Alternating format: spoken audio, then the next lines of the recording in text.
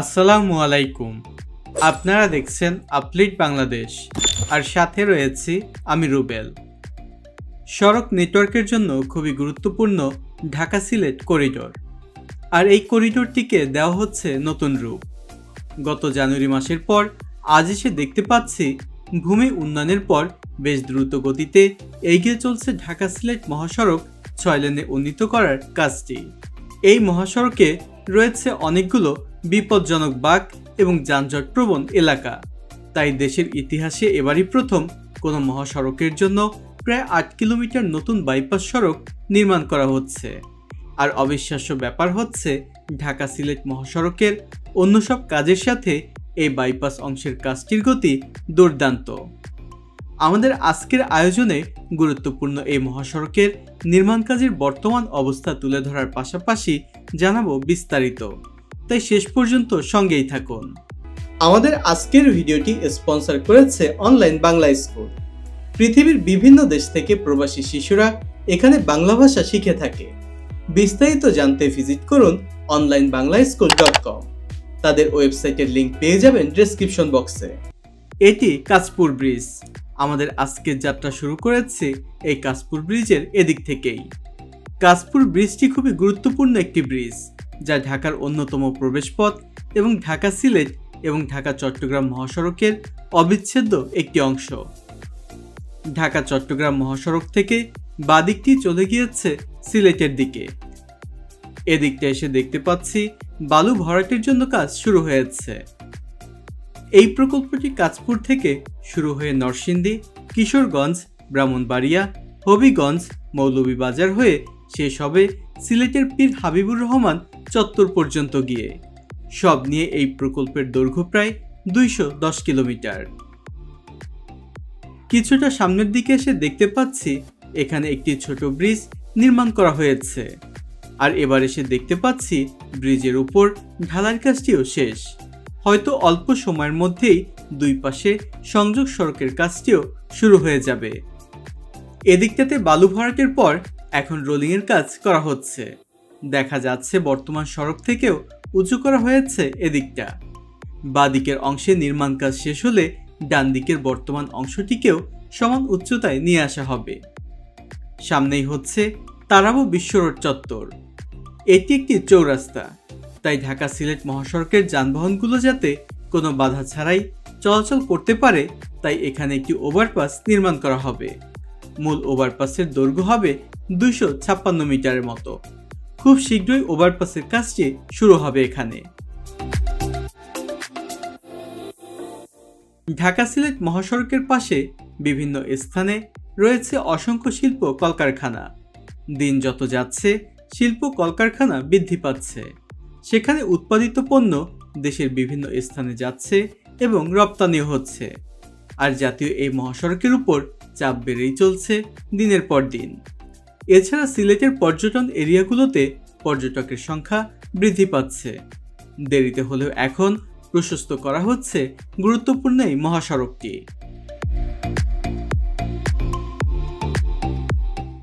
এখানে এসে দেখতে পাচ্ছি ডান দিকের জলাশয়গুলো বালু দিয়ে ভরাটের কাজ চলমান।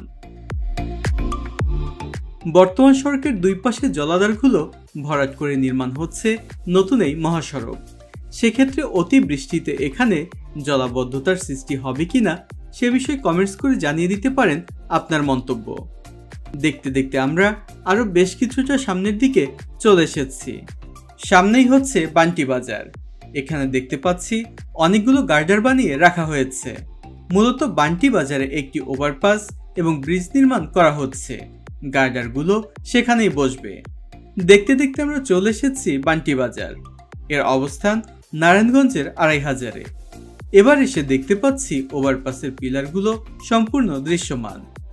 বর্তমানে পিলারের উপর গার্ডার বসানোর পূর্ববর্তী কাজগুলো শেষ করা হচ্ছে।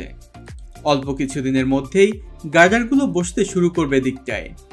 যেহেতু এখানে একটি বাজার রয়েছে, তাই যানবাহনগুলো যাতে কোনো রকম বাধা ছাড়াই চলাচল করতে পারে, তাই এখানে ওভারপাস নির্মাণ করা হচ্ছে। বান্টি বাজার থেকে কিছুটা সামনেই বান্টি ব্রিজ। এখানে নতুন ব্রিজ নির্মাণের জন্য কাজ চলমান।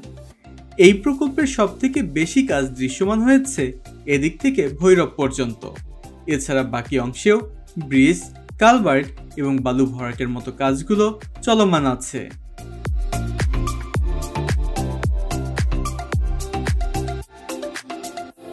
ঢাকা সিলেট মহাসড়কটি হবে 4 লেনের, আর এর দুই পাশে থাকবে সার্ভিস লেন। সব নিয়ে এটি হবে 6 লেনের। সার্ভিস লেনগুলো 3.6 মিটার করে প্রশস্ত হবে, আর মূল সড়কের প্রতিটা লেন হবে 7.6 মিটার করে। এটি যেহেতু খুবই গুরুত্বপূর্ণ একটি মহাসড়ক, তাই একবারে এটিকে 8 লেনে উন্নীত করা হলেই সবচেয়ে বেশি ভালো হতো। এশিয়া উন্নয়ন ব্যাংক এডিবির ঋণ সহায়তায় সাসেক ঢাকা সিলেট করিডোর উন্নয়ন প্রকল্পটি বাস্তবায়ন করা হচ্ছে, যার ব্যয় ধরা হয়েছে 16,918 কোটি টাকা। এই প্রকল্পে 13,244 কোটি টাকা ঋণ দিচ্ছে এডিবি। প্রকল্পের কাজটি শেষ হতে সময় লাগবে 4 বছরের মতো। আমরা এবারে চলে এসেছি সনপাড়া বাস স্ট্যান্ডের দিকে। এখানেও একটি ছোট ওভারপাস নির্মাণ করা হবে। সনপাড়া থেকে খুব অল্প সময়ে কাঞ্চন ব্রিজ হয়ে পূর্বাঞ্চলের দিকে যাওয়া আসা করা যায়। সামনেই দেখা যাচ্ছে জাপান ইকোনমিক জোনের প্রবেশ পথ। এটি জাপান অর্থনৈতিক অঞ্চলের প্রধান সড়ক। এই অর্থনৈতিক জোনের উৎপাদিত পণ্য খুব সহজেই দেশের বিভিন্ন স্থানে এবং চট্টগ্রাম বন্দরে পৌঁছে যেতে পারে, তাই এখানে একটি ওভারপাস নির্মাণ করা হচ্ছে। এই ওভারপাসের পাইলিংয়ের কাজ শেষে পিলারের কাজটিও এখন সম্পূর্ণ শেষ। এই প্রকল্পের আওতায় 8টি ফ্লাইওভার, 70টি ছোট ব্রিজ, 5টি রেল ওভারপাস, 321টি কালভার্ট, 42টি ফুটওভার ব্রিজ, 10টি আন্ডারপাস নির্মাণ করা হবে। অনেকগুলো প্যাকেজের মাধ্যমে ঢাকা সিলেট মহাসড়কের কাজটি চলছে বর্তমানে।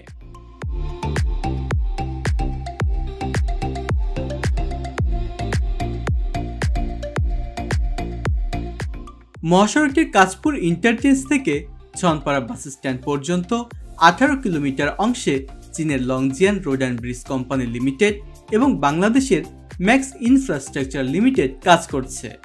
আর সনপাড়া বাস স্ট্যান্ড থেকে নরসিংদীর বিসিক পর্যন্ত 17 কিলোমিটার অংশে চীনের জংজু সিটি হাইওয়ে ইঞ্জিনিয়ারিং কর্পোরেশন এবং বাংলাদেশের ম্যাক্স ইনফ্রাস্ট্রাকচার লিমিটেড কাজ করছে। এদিকেও দেখা যাচ্ছে বালু দিয়ে ভরাট করা হয়েছে। অল্প কিছুদিনের মধ্যেই এদিকের বৈদ্যুতিক পিলারগুলো সরিয়ে নেওয়ার কাজটি শুরু হয়ে যাবে। এদিকটাতেও সড়ক প্রশস্ত করার কাজ চলমান। আমরা এখন পুরিন্দার দিকে যাচ্ছি, কারণ সেখানে প্রায় 8 কিলোমিটার সড়কটিকে বাইপাস করার কাজ শুরু হয়েছে।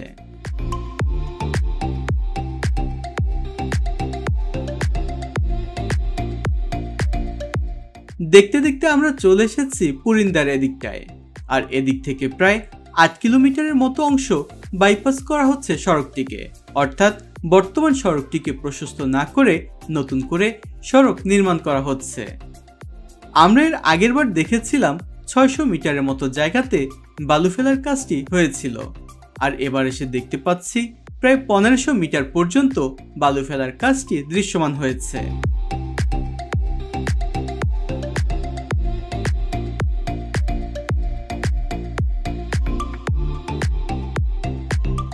আপনারা যদি ম্যাপের দিকে লক্ষ্য করেন তাহলে দেখবেন ডান দিকের এটি হচ্ছে বর্তমান ঢাকা সিলেট মহাসড়ক, যেখানে পুরিন্দার দিক থেকে মাধবদী এবং পাঁচদুনা হয়ে বাগাটা পর্যন্ত সড়কটি অনেকটা পথ ঘুরে তারপরে যেতে হচ্ছে। এতে করে সময় অনেক বেশি লাগছে। বাদিকে ম্যাপের দিকে লক্ষ্য করলেই দেখতে পাবেন পুরিন্দার দিক থেকে বাগাটা পর্যন্ত সড়কটিকে বাইপাস করে সোজাসুজিভাবে নির্মাণ করার কাজটি চলছে এখন। এতে মাধবদী পাঁচদোনাকে পাশ কাটিয়ে বাইপাস সড়কটি বাগাটা গিয়ে যুক্ত হবে। এই ছিল আমাদের আজকের আয়োজন। ভিডিওটি যদি ভালো লেগে থাকে তাহলে বন্ধুদের সাথে শেয়ার করতে ভুলবেন না। সেই সাথে আপনার মতামত জানিয়ে দিতে পারেন কমেন্টস করে। আর যারা নিয়মিত আমাদের ভিডিও দেখেন কিন্তু এখনও চ্যানেলটি সাবস্ক্রাইব করেননি, তারা সাবস্ক্রাইব করে পাশে থাকা বেল আইকনটি প্রেস করে দিন, যেন পরবর্তী ভিডিওর নোটিফিকেশনগুলো পেয়ে যান সবার আগে। আর যারা ইতিমধ্যে চ্যানেলটি সাবস্ক্রাইব করেছেন তাদেরকে জানাচ্ছি অসংখ্য ধন্যবাদ। যে যেখানেই থাকুন ভালো থাকুন, সুস্থ থাকুন। আজকের মতো আমি রুবেল বিদায় নিচ্ছি। আল্লাহ হাফেজ।